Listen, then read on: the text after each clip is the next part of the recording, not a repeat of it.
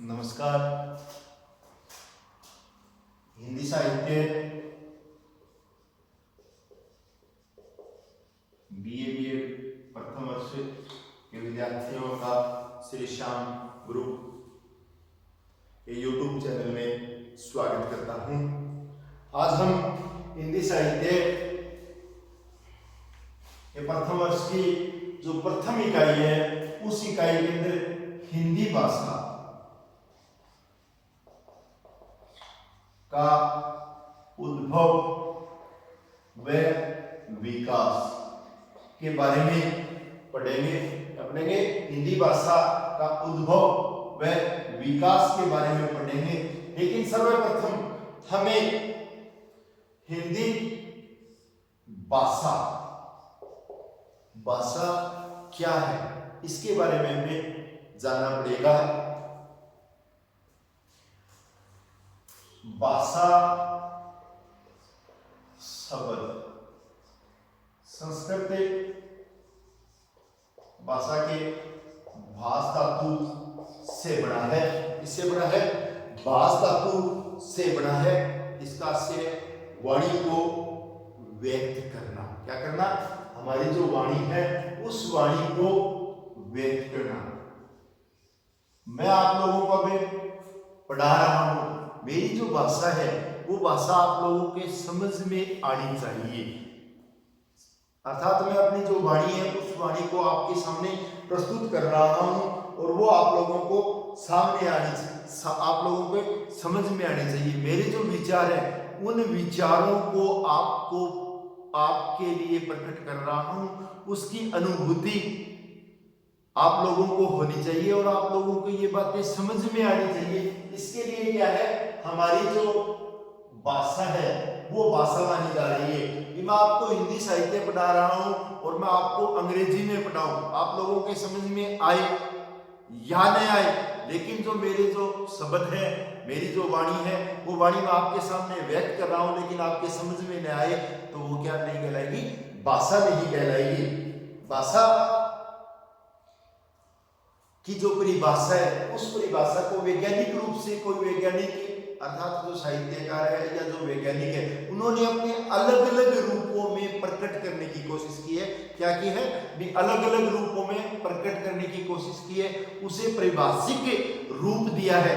सबसे पहले डॉक्टर बाबूलाल शर्मा है जिन्होंने क्या कहा है, जिन ध्वनि चिन्हों के द्वारा हम अपने जो विचार है, अपनी जो अनुभूति है उस अनुभूति को हम प्रकट कर रहे हैं और उसे समाप्ति रूप में भाषा कह रहे हैं। अर्थात हमारे जो विचार है उन विचारों को आप तक पहुंचाने के लिए क्या कर रहे हैं, उनकी समाप्ति कर रहे हैं। अर्थात हम अपने जो विचार है उन विचारों को आप तक पहुंचाते और पहुंचाने के बाद में आप उनको समझ सके, ये क्या कहलाएगी, भाषा कहलाएगी। इसी तरह प्लेटो ने कहा है, विचार आपकी एक मुख है तथा आध्यात्मिक बातचीत है, पर यह ध्वन्यात्मक होके क्या होके, ध्वन्यात्मक होके हमारे ओठों से प्रकट होके हमारे पास पहुंचती है, वो क्या कहलाती है, भाषा कहलाती है।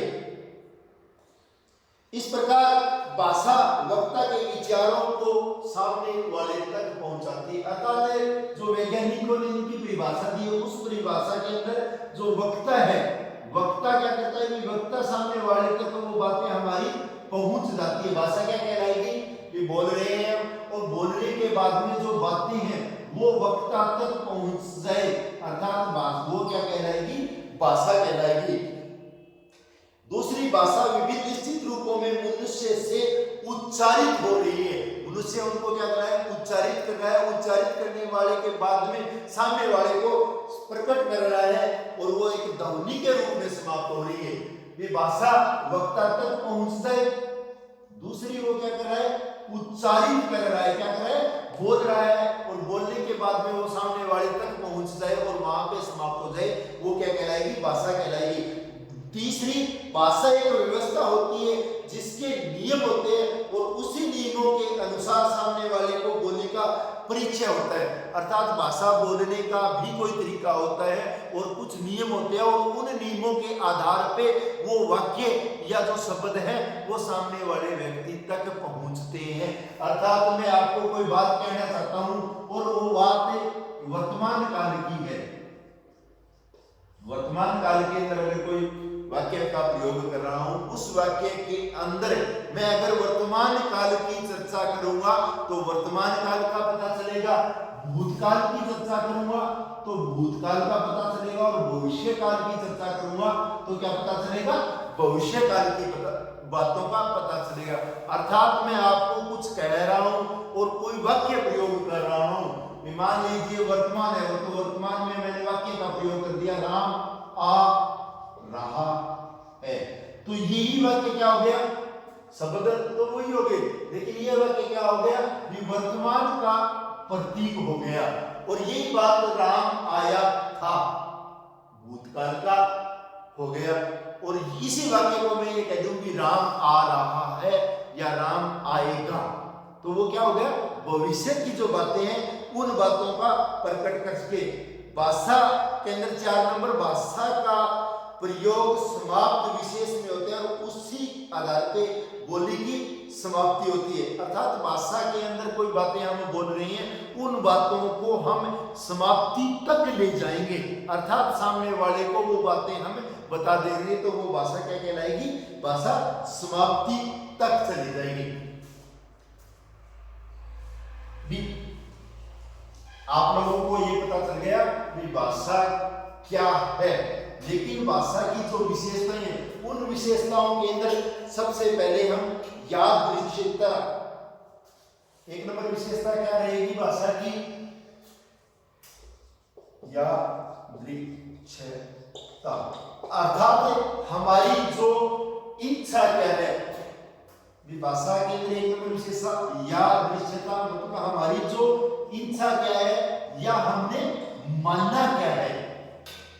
भाषा के अंदर अगर हम बोल रहे हैं उन शब्दों को हमने किस आधार पे माना है, कोई भी वस्तु है उस वस्तु को हमने क्या माना है।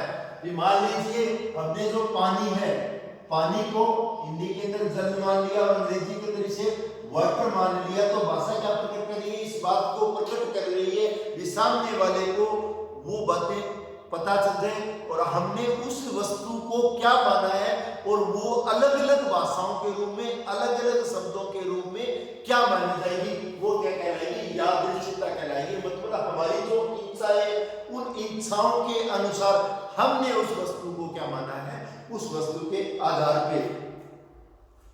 2 नंबर क्या होगा भाषा के अंदर, सृजन, 2 नंबर सृजनात्मकता, भाषा के अंदर क्या होगा, हमेशा सृजन होगा, मतलब हम नई चीजों का निर्माण करते रहेंगे। भाषा के अंदर हम जो नई चीजें हैं उन नई चीजों का निर्माण करते रहेंगे। भाषा के अंदर जो शब्द है वो शब्द क्या है, सीमित रूप से है।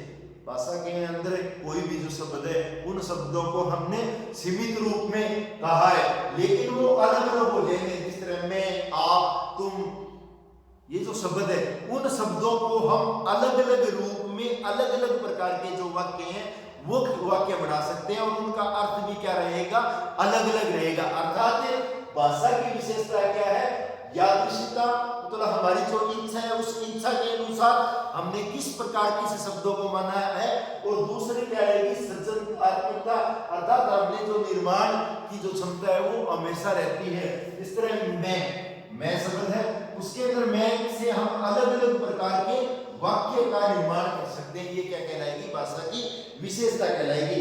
अनुग्रहता, तीसरी क्या है, भाषा की जो विशेषता है वो क्या होगी, अनुग्रहता, अर्थात हमने उन चीजों का ग्रहण किया है। व्यक्ति का जन्म हो गया, व्यक्ति का जन्म हो गया और व्यक्ति के जन्म के बाद में अगर वो सामने वाले जो व्यक्ति है उनको सामने वो बोलता है और बोलने के बाद में उनकी जो बातें हैं उन बातों को ग्रहण करता है।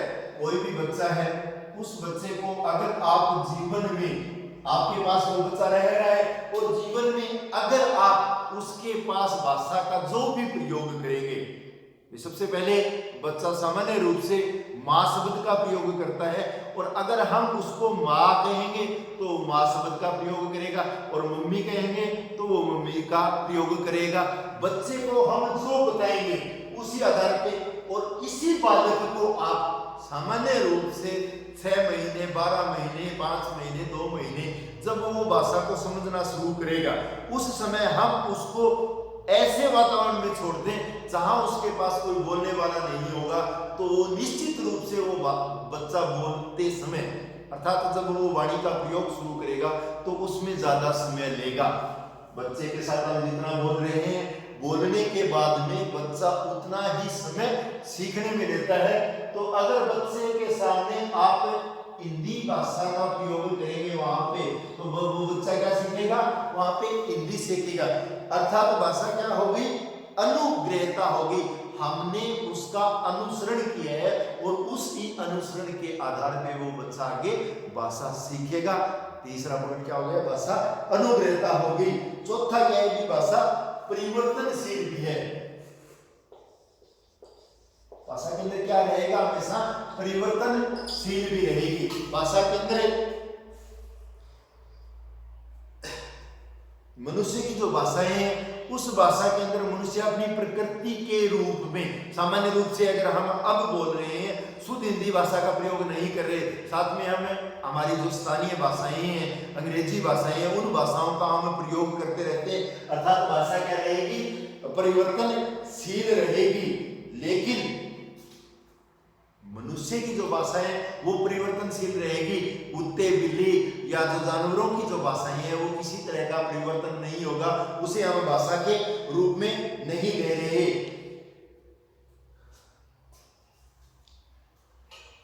लास्ट क्या रहेगी, द्वैतता। भाषा के अंदर क्या रहेगी, लास्ट द्वैतता रहेगी। द्वैतता के अंदर भाषा किसी भी वाक्य का उच्चारण हम 2 शब्दों के रूप में कर सकते हैं। सामान्य रूप से मैंने द्वैतता, सामान्य रूप से हमने लिख दिया भी बंदर छलांग लगा रहा है, बंदर छलांग लगा रहा है, तो इन शब्दों को हम अगर अलग अलग करेंगे, बंदर अलग हो गया, छलांग लगा रहा है, इन शब्दों को हमने जोड़ा, जोड़ने के बाद में वो वाक्य का प्रयोग हमने किया और सामने वाले को वो बातें समझ में आ गई। लेकिन इसी शब्द को, ये बंदर है तो वह प्लस में न, प्लस में दे, प्लस में रे, इसका किसी तरह का कोई अर्थ प्रकट नहीं होगा। तो अर्थ प्रकट नहीं होगा तो ये वो क्या होगा, निरर्थक रूप कहलाएगा। इस को वाक्य प्रयोग नहीं कर सकते तो ये क्या कहलाएगा, भाषा का निरर्थक रूप कहलाएगा। लास्ट कहेगा मौखिकता।